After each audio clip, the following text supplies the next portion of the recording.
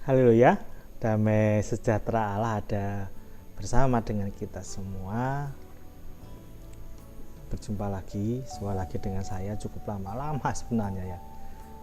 1 tahun saya tidak mengupdate, tidak membagikan video pengajaran. Saya berharap di tahun ini bisa lebih konsisten gitu ya.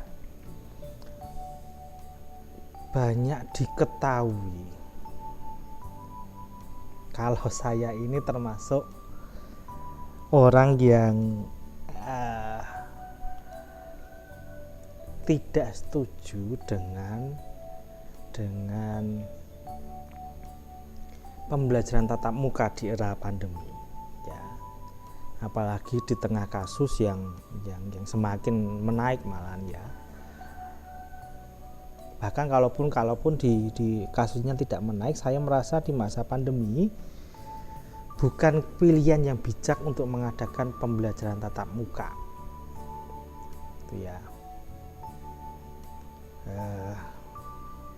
Bagi saya begini, salah satu alasan mengapa banyak orang memaksa memaksa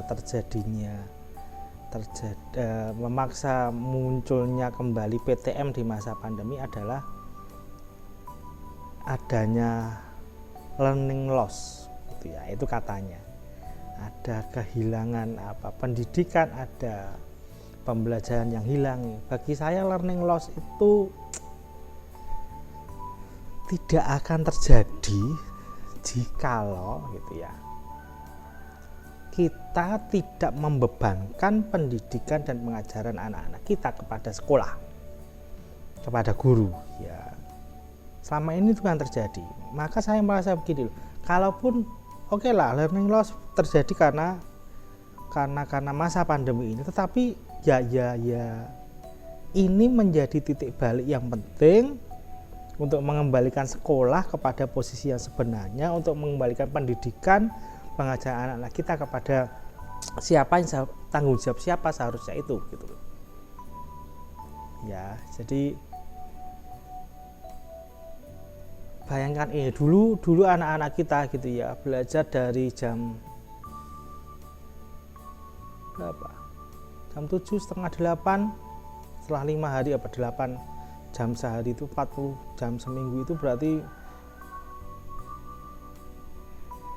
mereka menghabiskan 1/4 jam anak-anak kita anak-anak kita menghabiskan 1/4 hari, 25% dari dalam sehari di sekolah. Belum lagi ketika mereka pulang, mereka sudah disambut oleh les-les, kursus-kursus dan lain-lain gitu loh. Nah, saya merasa bahwa ya sekarang waktunya untuk mengembalikan pendidikan kita kepada posisi yang sebenarnya. Siapa yang sesungguhnya bertanggung jawab gitu loh ya. Nah, di Amsal pasal 1 ayat 8. Amsal pasal 1 ayat 8 dituliskan demikian. Hai anakku, dengarkanlah didikan ayahmu dan jangan menyia-nyiakan ajaran ibumu. Hai anakku, dengarkanlah didikan ayahmu dan jangan menyia-nyiakan ajaran ibumu. Tanggung jawab pendidikan dan pengajaran anak-anak itu terletak kepada ayah dan ibu.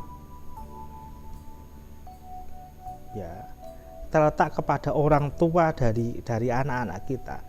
Jadi pendidikan dan pengajaran mereka itu tanggung jawab kita sebagai orang tua.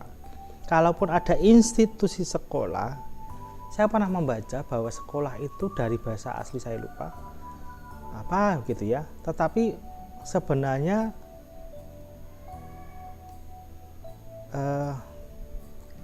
waktu itu sekolah itu hanya untuk mengisi waktu luang ya, itu bahasa aslinya katanya demikian.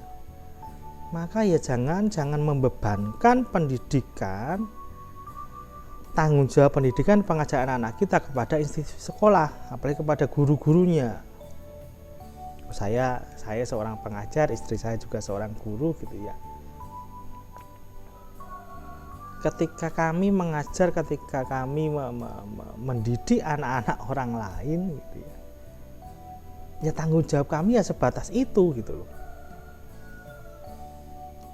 Tanggung jawab kita sebagai orang tua untuk mengajar, mendidik anak-anak kita. Amsal menggunakan kata musar dalam bahasa Ibrani ya. Musar untuk menunjuk kepada kata apa tadi? Didikan. Lebih mengarah kepada pendisiplinan, koreksi, hukuman gitu ya. Jadi tanggung jawab kita sebagai orang tua itu mengarahkan anak-anak kita kepada jalan yang benar.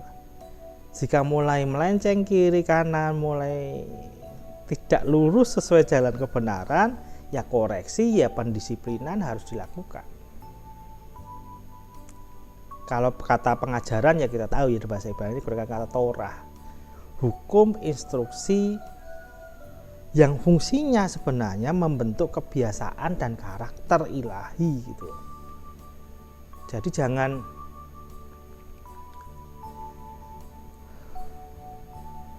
sekolah itu memberikan ilmu ya, benar ya, hanya ilmu, tetapi tidak banyak guru menjadi mentor, tidak banyak pengajar menjadi mentor yang membagikan hidup mereka, menunjukkan instruksi arahan yang membentuk karakter, koreksi-koreksi kepada jalan-jalan anak-anak kita. Itu tanggung jawab kita gitu.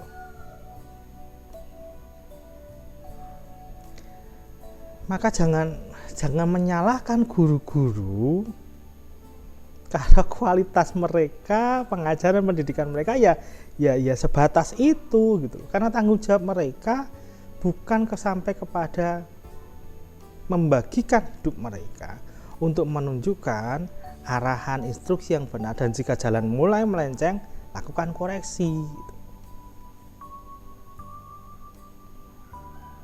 Tanggung jawab kita sebagai orang tua gitu ya. Nah bagaimana Om, sekarang PTM berjalan ya kita mesti nurut, pemerintah mau mengatakan ini bagaimana. Tetapi yang saya mau katakan begini loh, jangan ginilah, saya bekerja, ada sekolah ya sudah gitu. Itu kan yang terjadi dalam pembelajaran jarak jauh kemarin. Banyak orang tua merasa direpotkan dengan anak belajar di rumah, lalu merasa bersuka cita, bergembira ketika kembali ke sekolah. Akhirnya saya tidak direpotkan. Itu yang salah. Paradigma para pengajar, guru seperti saya juga mesti diubah kan ya.